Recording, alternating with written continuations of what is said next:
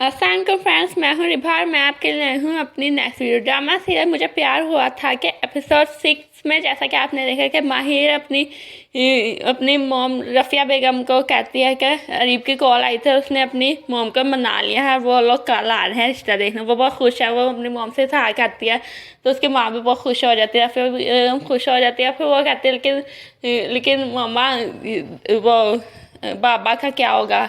तो फिर वो कहते तुम फिक्र मत करो, तुम्हारे पापा को मैं मना लूँगी। तो फिर वो कहते और साथ क्या है कि माहिर भी थोड़ी उदास होती है। तो फिर इस पर उसकी माँ रफ़िया बेगम भी कुछ नहीं कहती है।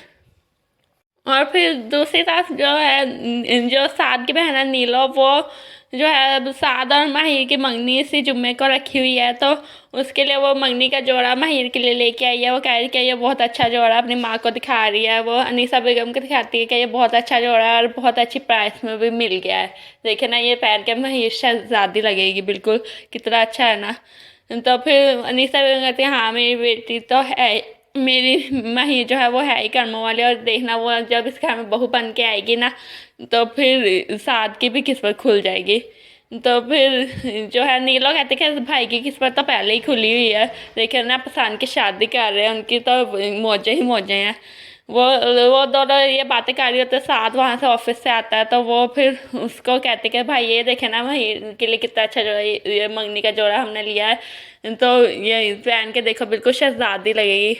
लेकिन साथ का ये अल्फाज फिर उसके दिल पे छुरियाँ चलाते हैं। और फिर वो गुस्से पे आ जाता है। वो कहता है कि रखो इसको, मैं कहीं भागा तो नहीं जा रहा ना, ये फजूल चीज़ें खोल के बैठी हुई हो, रखो इसे, बाद में निकालना, अभी रखो इसको और मुझे चाय पिलाओ, ये कहता है गुस्से से। फिर वो कमरे में चला जाता है। तो पीछे फिर नीलो कहते इन्हें क्या हो गया, पता नहीं क्या हर वक्त अंगारे चबा रहे होते हैं, पता नहीं क्या हो गया सड़ू कहीं के। फिर वो ये कह के फिर रख देती है। और दूसरी तरफ माही जो है वो फिर अपने सारे ड्रेसेस देख रही होती है कि आज वो क्या पहने हैं। अब आज उसके देखने आ रहे हैं। फिर आज शाम को जो है अरीब अपनी मोम के साथ आ रहा है उसके लिए घर रिश्ता लेने। वो पहले ड्रेसेस सारे सिलेक्ट कर रही होती है, कौन सा अच्छा लगेगा, और शीशे में खुद को देख रही है और बहुत खुश है वो। और फिर अरीब को कॉल भी कर रही होती है। फिर अरीब को कॉल करके कहती है कि मुझे नहीं यकीन था कि मुझे कभी किसी इंसान से इतनी जल्दी मोहब्बत हो जाएगी और फिर उस पर मैं इतना ट्रस्ट भी करने लगूंगी। और तो फिर वो कहती है अरीब मैंने आज तक अपने घर वालों के अलावा किसी पर ट्रस्ट नहीं किया, किसी को इतनी जल्दी मैंने इतना नहीं एतबार किया किसी पर। तो फिर वो कहता है कि आजमा के देख लो, तुम्हारे लिए अपनी जान भी दे सकता हूँ। तो वो कह रही नहीं, जान नहीं चाहिए, बस तुम्हारा साथ चाहिए। तो फिर वो कहता है कि हाँ मुझे भी थोड़ा साथ चाहिए। लेकिन वो कहते हैं अरे लेकिन मुझे, तुम्हें पता है मोहब्बत जितनी बढ़ती जाती है, जुदा होने का खौफ भी उतना ही बढ़ता जाता है। तो मुझे पता नहीं क्यों ऐसा लगता है कि अगर मैं तुम्हारी मोम को पसंद नहीं आई तो क्या होगा। तो फिर वो कहता है कि तुम ऐसा हो ही नहीं सकता, तुम किसी को पसंद ना हो, तुम बहुत अच्छी हो, तुम मोम को ज़रूर पसंद आओगी। तो फिर वो कहते लेकिन मुझे अपनी किस्मत के बारे में कुछ ज़्यादा खुशफहमी नहीं है। तो माहिर को थोड़ा खौफ भी है। और दूसरी तरफ साथ कमरे में जाके वो बहुत उदास बैठा होता है, उसको सारी बातें याद आ रही होती है माहिर ने जो उससे कहा था कि वो हरीब को पसंद करती है। और वो सारी बातें उसके जेल में गूंज रही है और वो फिर साड़ पकड़ के बैठा होता है। और फिर वो बाकी अब सारी तैयारियाँ उसकी मोम जो है रफ़िया बेगम वो सारी तैयारियाँ करते हुए सैंडविच बना लेते, क्या बनाऊँ, और बहुत सारी स्पेशल तैयारियाँ कर रही है, अच्छा मेन्यू भी बनाया उसने, घर की डस्टिंग वगैरह अच्छी तरह साफ़ सफाई कर रही हैं। तो फिर अजहर साहब जो है वो आते हैं माहिर के बाद, वो कहते हैं क्या हो गया। माहिर भी उसके साथ ही उनके साथ लगी हुई है, वो दोनों काफ़ी बिजी नज़र आ रही है। तो वो कहते हैं कि मेरी बेटी को भी तुमने हरकान किया कल आ जाएगी नौकरानी, तो उससे अच्छी तरह डस्टिंग वगैरह करवा लेना, तुम लोग क्यों आज लगे हुए। और फिर वो कहते हैं और हाँ मंगनी के बारे में भी मैंने सारे इंतजाम कर लिया, हॉल में सारा इंतजाम होगा, जुम्मे को है मंगनी, वो सारी बात बता रहे थे अपनी। तो फिर माही थोड़ी ये बात सुनकर थोड़ी उदास हो जाती है। फिर रफ़िया बेगम कहती है कि ये सब एहतमाम इसलिए क्योंकि आज शाम को ना कुछ लोग आ रहे हैं। किस सिलसिले में, माहिर को देखने आ रहे हैं। वो उनसे नज़र चुरा कर पीछे पीछे मुँह से ही कहती है। तो ये बात सुन के अजहर साहब आग बबूला हो जाते हैं। वो कह रहे कि मैं जिस जुम्मे को बेटी की मंगनी है, मैं उस बारे में तुमसे ये बात कर रहा हूँ, तुम कह रहे हो कि उसका रिश्ते को देखने आए, तुम्हें शर्म नहीं आती? तुम अभी फ़ोन करो, अभी फ़ोन करके उन्हें मना कर दो, वरना अगर वो घर आए तो उनकी ऐसी बेइज्जती करूँगी कि सारी ज़िंदगी याद रखेंगे। इसलिए तुम तो इसी असना में असाद भी वहाँ पर पहुँचता है, वो भी ऑफिस से शायद आया था। वो ये बातें सुन लेता है, फिर वो हिम्मत करके आता है। वहीं भी उदास था वो, फिर उसे समझ नहीं आ रहा कि अब वो बाबा का गुस्सा कैसे काबू किया जाए। तो फिर साद जो है, साद आता है और फिर वो कहता है कि चचा जान, आप उन लोगों को मना मत कीजिए, वो बहुत अच्छे लोग हैं, तो उन लोगों को मना मत कीजिएगा। तो फिर वो कहते सारी कि क्या क्या कह रहे हो, क्या मतलब है तुम्हारे पास है? क्या देखे चचा जान, मैं और माहिर दोनों ही ये शादी नहीं करना चाहते, हम दोनों इस रिश्ते से खुश नहीं हैं। तो जो लोग आ रहे हैं, आप लोग माहिर का उनके साथ ही रिश्ता कर दीजिए, वो बहुत अच्छे लोग हैं।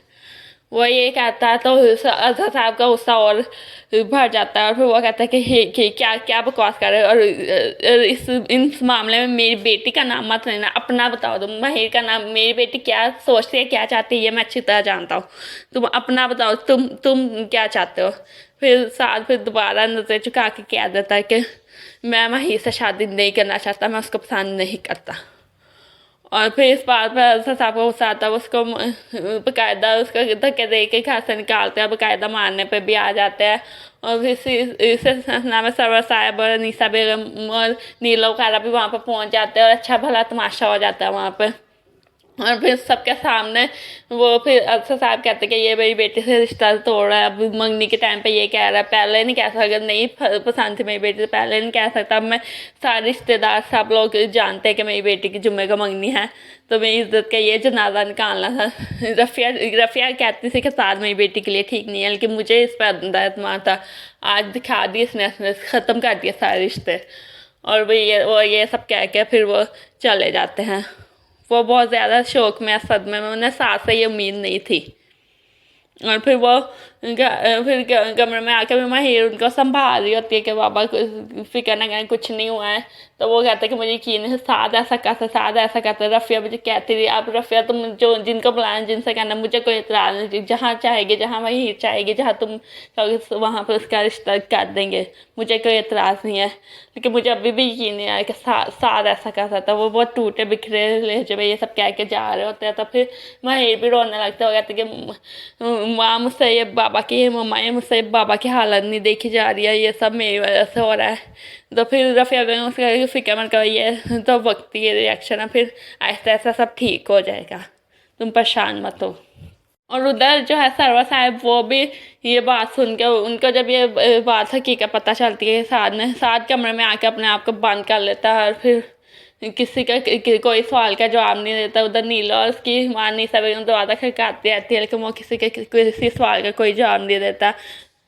और फिर बाद में शाम को जब उसके वालिद सरवर साहब आते हैं, तो वो उनको जब ये बात पता चलती है, तो वो भी आग बबूला हो जाते हैं। और फिर वो जाके पीछे साद के पीछे जाते हैं टेरेस पर, उसको फिर बाकायदा मारना शुरू कर देते हैं कि तुम्हारी हिम्मत कैसे मेरी भतीजी को इनकार करने की, तुमने मेरा आज एक मेरा छोटा भाई था, उसके साथ रिश्ता तुमने ख़त्म कर दिया। हाँ, तुम जानते नहीं वो कि तो मरीज है, उसको क्या बीमारियाँ, उसको पता नहीं क्या हालत हुई होगी। ये बात जानकर तुमने उसको इतना बड़ा सदमा दिया, अगर मेरे भाई को कुछ भी हुआ ना, मैं तुम्हें माफ़ नहीं करूँगी, निकल जाओ मेरे घर से।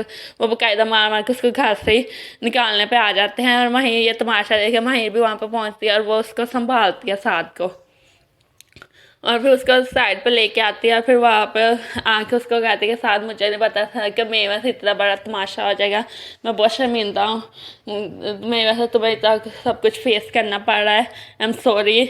लेकिन मुझे इस बात पर तुम्हें खुशी भी है कि तुम मेरे सबसे अच्छे दोस्त हो, तुमने मेरा मान रखा, सारा इल्ज़ाम अपने ऊपर ले लिया, तुमने बहुत अच्छी दोस्ती निभाई। और ये कह के उसका हाथ थामना शुरू करती है, तो फिर साद अपने हाथ उससे छुड़वा लेता है। वो इतना आला ज़रफ़ नहीं है, वो उठ के फिर चला जाता है। उसे ये सब करता दिया है, लेकिन उसमें हिम्मत नहीं है। वो माहिर को खो के भी वो खुद भी कैसे जिएगा, वो ये नहीं जानता। फिर दूसरी तरफ नीलो जो है वो सास से कहती है कि आप सारी दुनिया को बेवकूफ़ बना सकते, सब घर वालों को कह सकते कि आपको माहिर से शादी नहीं करनी, लेकिन मैं जानती हूँ, मैं अपने भाई के दिल का हाल जानती हूँ, आप मुझसे नहीं झूठ बोल सकते। तो बताइए क्या वजह है, आपने क्यों इनकार कर दिया है?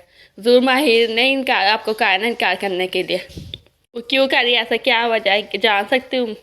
तो फिर सार कहता हाँ उसने ही कहा मुझे इनकार करने के लिए, और वो सही है, वो मुझे वैसे भी वो मुझे पसंद नहीं करती है।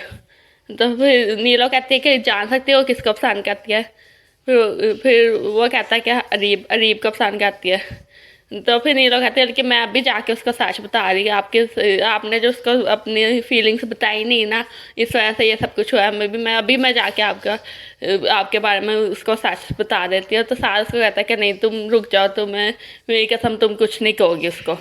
तो फिर वो कहते हैं क्यों क्यों नहीं कहूँगी, क्या वो रीब माहिर को आपसे ज़्यादा प्यार कर सकता है? तो फिर वो कहता है वो मुझसे ज़्यादा प्यार करे ना करे, लेकिन माहिर तो उससे ही प्यार करती है ना।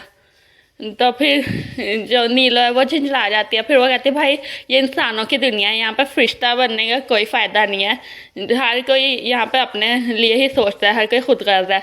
तो फिर आप क्यों माहिर के बारे में सोच रहे हैं? तो दोस्तों वो सही कह रही है साद को, क्योंकि साद को ये कुर्बानी देने का कोई फ़ायदा नहीं होना, महीना कौन सा उसकी कदर कर लेनी है। कमरे में बैठा उदास अपनी डायरी लिख रहा होता है, वहाँ पर फिर वो सोचता है कि इस डायरी पिछले 10 साल से इस डायरी के हर पन्ने पर हर हर पन्ने पर तुम्हारी तहरीर, हर बात तुम्हारी इशारा, तुम्हारी हंसी और तुम्हारा ख्याल, सब कुछ यहाँ पर हर रोज़ वही लिखता था मैं।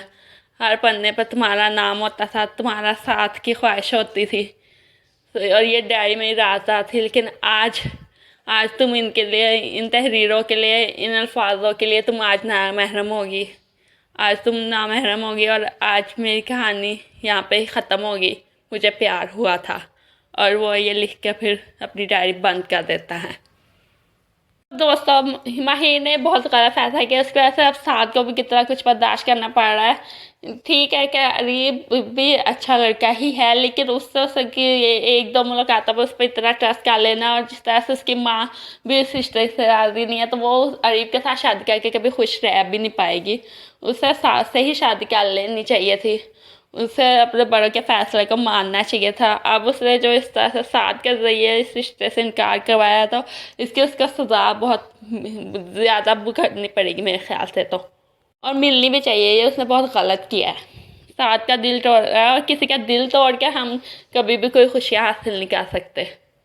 हाँ साद का भी कसूर है कि उसने कभी उसको बताया नहीं, हमेशा अपने जज्बात अपनी डायरी तक ही महदूद रखे, लेकिन फिर भी उसको ये कसूर साद का भी है, लेकिन माहिर का ज़्यादा कसूर है क्योंकि उसने साद का दिल तोड़ा है। और फिर शाम का माहिर तैयार है, सब लोग अब असद साहब कुछ नहीं कह रहे, और शाम को फिर जो है अरीब अपनी मोम को कहता है कि मोम चले आपने उनके घर में कोई ड्राई फ्रूट्स कोई और भी चीज़ अपने आने से पहले पहले हमको उनके घर कुछ भी भिजवाते तो सही है, लेकिन वो कहते हैं इन चीज़ों की ज़रूरत नहीं है, हम लोग जब बस जा रहे हैं ना वो ठीक है। और फिर वो लोग जब जाते हैं तो वो कार फिर वो जब वो एक तंग गली में रुकती है, तो वहाँ पे फिर उसकी मोम कहती है कि डोंट टेल मी कि ये उनका घर है, ये उनकी गली है, यहाँ रहते हैं वो। तो फिर वो जो है अरीब फिर कहता है हाँ यही बिल्कुल यही रहते हैं। तो फिर वो कहते हैं कि तुम जानते हो अरीब तंग गलियों में रहने वाले लोगों की सोच भी बहुत तंग होती है, ये बात याद रखना। तो तुम्हें लगता है कि तुम उस लड़की को, वो लड़की हमारे सोशल सर्कल में, हमारी सोसाइटी में मूव कर पाएगी? बिल्कुल नहीं, मुझे ऐसा नहीं लगता। तो फिर वो कहते हैं मोम आप फिक्र ना करें, सब कुछ हो जाएगा, और वो टाल के उनको अंदर ले आता है।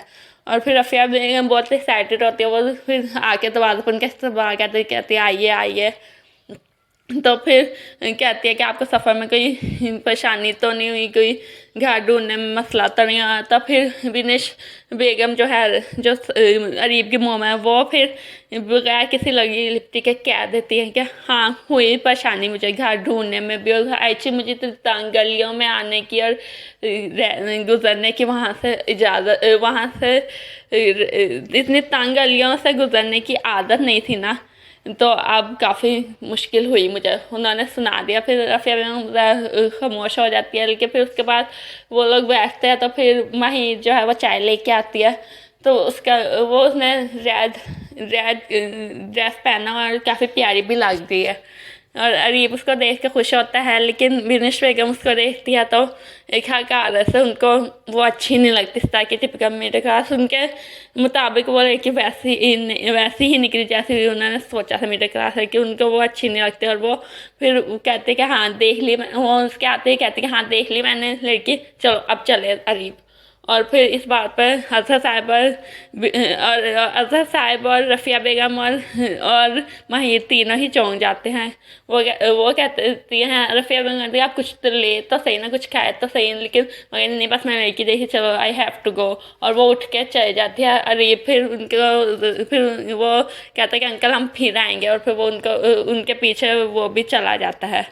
और ये रवैया माहिर इस बात पर सब समझ आते हैं, और वो उदास हो जाती है। उसे पता चल जाता है कि बिनिश बेगम को पसंद नहीं आई है, और रफ़िया बेगम और अजहर साहब भी परेशान है। इतना ही देखा है हमने। तो दोस्तों क्या होगा, क्या माहिर और अरीब की शादी होगी या नहीं? अब सार ने जो कुर्बानी दी है, क्या फिर भी माहिर और अरीब की शादी नहीं हो पाएगी? और जैसा कि नेक्स्ट एपिसोड में हमने देखा है कि अरीब कहता है कि तुम अपने हाथ पे जब मेहंदी लगाओगे तो मेरा नाम लाजमी लिखना। तो फिर माहिर भी खुश हो रही है। और फिर जो है अनीसा बेगम वो क्या एक कहती नजर आए कि शायद साद और माहिर का साथ किस्मत में ही नहीं था। वो ये अपनी बेटी से ये बात कहती नजर आ रही हैं। और फिर जो है माहिर जो है वो मेहंदी लेके साद के पास ही पहुंच जाती है। वो उसको कहते कि मेहंदी लगा दो मुझे, वो कहता हाँ लगा देता हूँ लाओ। तो फिर वो कहती कि हाँ लेकिन अरीब का नाम लाजमी लिखना वहाँ पे। और ये बात सुन के फिर साद के दिल को कुछ होता है। एक सीन में बिनिश बेगम फिर ये कहते नजर आ रही है कि ये शादी नहीं है, ये शादी ऐसे होगी जैसे कि कोई मातम हो रहा है, मैं ये शादी बिल्कुल नहीं चाहती। वो साफ इनकार इस बात पर कि शायद अपने बेटे के एहतजाज पर वो उसके ज़िद पर वो शादी कर रही है, लेकिन वो ये बात कहती नजर आ रही है। और फिर माहिर एक सीन में माहिर दुल्हन बनी बैठी है, और फिर वो साद को दिखाती है कैसे लग रही हूँ मैं। और साद फिर उसको देखता है तो उसके उसके दिल में कई अरमान कई हसरतें मचा रही है। वो बहुत ही उदास है, लेकिन फिर वो कहता बहुत अच्छी लग रही हो तुम। लेकिन आज माहिर की शादी वाकई हो रही है, उसकी शादी अरीब से हो रही है। तो दोस्तों क्या होगा, क्या अरीब और माहिर की शादी हो जाएगी या फिर बिनिश बेगम बारात लेके नहीं आएंगी और साद और माहिर की शादी होगी? तो दोस्तों मुझे तो लगता है कि जो है बिनिश बेगम वो बारात लेकर नहीं आएंगे, अरीब नहीं पहुंचेगा, और साद और माहिर की ही शादी होगी। लेकिन इस तरह से वो मजबूरी से उनकी शादी होगी, तो तब वो दोनों कैसे खुश रह पाएंगे? तो आपकी क्या राय है? अपनी राय से मुझे जरूर आगाह कीजिएगा। वीडियो पसंद आई हो तो लाइक कर दीजिएगा, सब्सक्राइब करके बेल आइकन लाजमी प्रेस कर दीजिएगा, ताकि आपको मेरी नेक्स्ट वीडियो का नोटिफिकेशन मिलता रहे। अल्लाह।